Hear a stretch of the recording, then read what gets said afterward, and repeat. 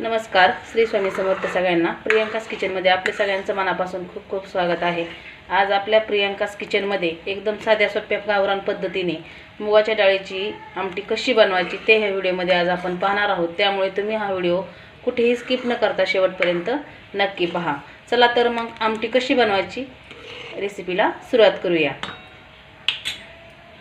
इथे पहा, मुगाची डाळ मी अर्धी वाटी स्वच्छ धुवून कोमट पाणी केल्याच्यानंतर कढईमध्ये शिजायला घातलेली आहे।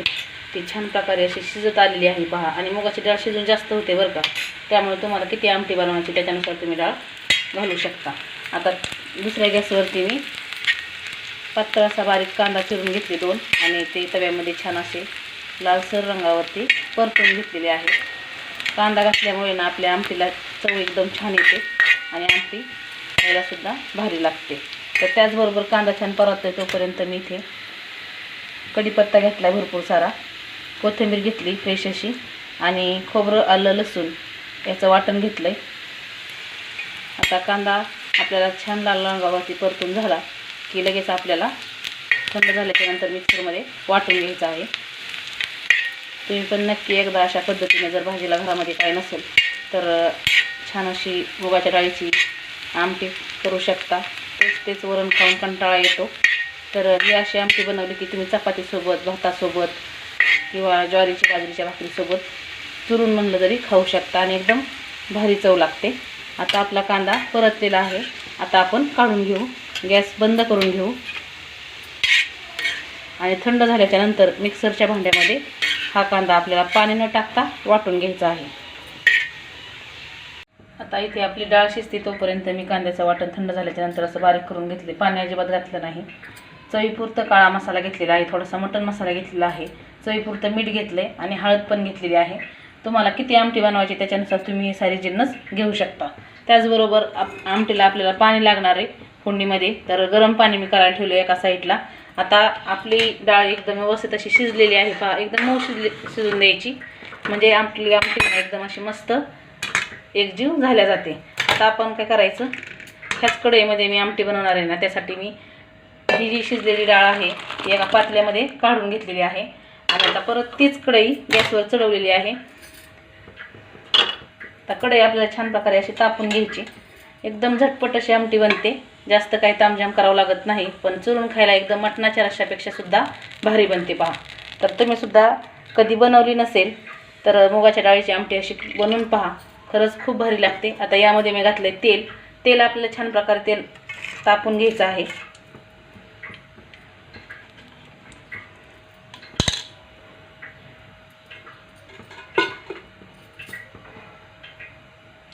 तेल छान तापलं की त्यामध्ये आपल्याला घालायचं आहे खोबऱ्याचं वाटण।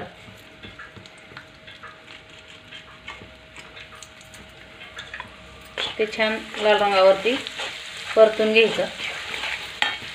खोबऱ्याचं वाटण परततंय तोपर्यंतच आपल्याला घालायचं आहे कढीपत्ता। एकदम बनवायला साधी सोपी आमटी आहे, पण एकदम चविष्ट लागते ना, अगदी चुरून मुरून मुलंसुद्धा खातील अशी ही आमटी आहे। कधी भाजीला जर काय नसलं तर पटकन तुम्ही ही रेसिपी बनवू शकता। आता खोबरं छान परततं तोपर्यंत आपल्याला घालायचं कांद्याचं वाटण, जे आपण पाणी न टाकता वाटून घ्यायचं। पाणी टाकल्याच्यानंतर काय होतं की जे आपण आमटी बनवतोय ना त्या आमटीला चव राहत नाही आणि कांदा व्यवस्थित असा तेलामध्ये सुद्धा परतला जात नाही, किंवा ज्यावेळेस आपण तेलामध्ये असा कांदा टाकतो ना पाणी घातल्याच्यानंतर तर त्याचे शिंतोडे असे गॅसवरती किंवा आपल्या अंगावरती होण्याची शक्यता असते आणि वेळ जास्त लागतो। तर कांदा छान असा तेलामध्ये परतून घ्यायचा। तुम्ही कांदा गॅसवरती किंवा चुलीमध्ये भाजून नंतर तव्यामध्ये सुद्धा चांगला काळा करून तो सुद्धा कांदा घातल्याच्यानंतर आमटी खरंच खूप छान लागते। मी डायरेक्ट तव्यामध्ये भाजून घेतलेला आहे। तुम्हाला जी सोपी पद्धत वाटेल ना त्या पद्धतीने तुम्ही कांदा भाजू शकता। आता इथे पाहू शकता कांदा आपला छान असा लाल रंगावरती मस्त असा परतून झाले, खोबऱ्याचं वाटण परतून झाले। आता यामध्ये घालायचे आपल्याला हळद, मीठ आणि घेतलेला मसाला। तुम्हाला किती आमटी बनवायची ना त्याच्यानुसार तुम्ही हे मसाले घेऊ शकता। आता आपले मसाले फक्त अर्धा मिनिट तेलामध्ये परतून घ्यायचे आणि यामध्ये थोडंसं गरम पाणी टाकायचं. म्हणजे काय होतं, ज्यावेळेस आपण मसाले तेलामध्ये टाकतो त्यावेळेस ते पटकन असे करपत नाही. आणि बाकीची फोडणी देताना गॅस मोठा ठेवला तरी पण चालेल, पण मसाले टाकत असताना आपल्याला गॅस कमीच करायचा आहे, हे नक्की लक्षात ठेवायचं आहे. आणि मसाले करपू नये म्हणून थोडंसं यात फोडणीमध्ये थोडंसं एक अर्धी वाटी किंवा 1 वाटीच्या अंदाजाने पाणी ओतून घ्यायचं. आता 2 मिनटं ह्या फोडणीला अजिबात काहीच करायचं नाही, मस्त असं तेल सुटतं पहा. आणि नंतर आपल्याला आमटी बनवून घ्यायची आहे. आता तेल सुटेपर्यंत आपण वाट बघू. पाहू शकता आपल्या ह्या फोडणीला मस्त असं तेल सुटलेलं आहे. आता आपण जी शिजून घेतलेली डाळ आहे ना, ती थोडीशी अशी पळीने मिक्स करायची आणि या फोडणीमध्ये ओतून घ्यायची या पद्धतीने.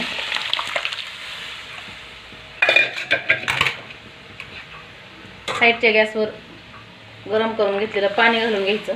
आता तुम्हाला आमटी किती घट्ट पातळ हवी त्यानुसार तुम्ही पाणी घालू शकता. तर ही आमटी जास्त घट्ट नसते, खायला चांगली लागत नाही, पातळच आमटी खायला छान लागते. मी अशी पद्धतीने याची कन्सिस्टन्सी ठेवलेली आहे. आता तुम्हाला किती बनवायचे त्याच्यानुसार तुम्ही बनवू शकता. आता गरम पाणी वापरल्यामुळे या आमटीला पटकन अशी खदखदून उकळी येते. तर आपल्याला चांगली दणदणून उकळी काढून घ्यायची आणि कमी गॅसवरती एक 3 ते 4 मिनटं मस्त अशी आमटी कढून घ्यायची. तर तुम्ही सुद्धा एकदा अशा पद्धतीने मुगाच्या डाळीची आमटी करून पहा. तुम्ही वेगवेगळ्या पद्धतीने जर आमट्या बनवत असाल तर त्यातीलच ही एक आमटी आहे.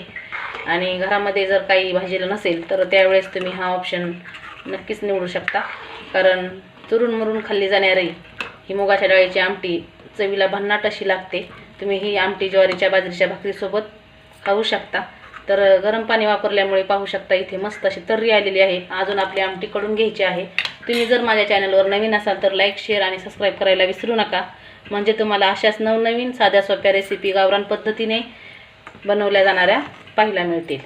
तर इथे पहा आपल्या आमटीला छान अशी खदखदून उकळी आलेली आहे. आता गॅस कमी करू आणि कमी गॅसवर एक 4 ते 5 मिनटं आमटी ही कढून घेऊ. तर इथे 4 ते 5 मिनटं झालेली आहेत. पाहू शकता आपली आमटी छान अशी मंद गॅसवरती छान अशी उकळलेली आहे, कळलेली आहे. आणि तुम्ही पाहू शकता एकदम मस्त अशी तर्री आलेली आहे आपल्या आमटीला. अगदी एक काय तर 2 भाकरी खाताल अशी ही आपली मूगडाळीची आमटी तयार झालेली आहे. मटणाच्या रश्श्याला सुद्धा मागं सारेल अशी ही चवीला भन्नाट आमटी लागते. पहा तुम्ही पण एकदा नक्की अशी माझ्या पद्धतीने आमटी करून पहा. एकदा बनवल्यानंतर तुम्ही नेहमी बनवाल याची मला खात्री आहे. आणि तुम्हाला माझ्या या आजच्या मूगडाळीची रेसिपी कशी वाटली ते कमेंटमध्ये सांगायला विसरू नका. तुम्ही पण नक्की एकदा करून पहा. अशाच एका अनोख्या रेसिपीसोबत तुम्हाला भेटणार आहे. तोपर्यंत संपूर्ण व्हिडिओ पाहिल्याबद्दल सगळ्यांचे मनापासून खूप खूप धन्यवाद.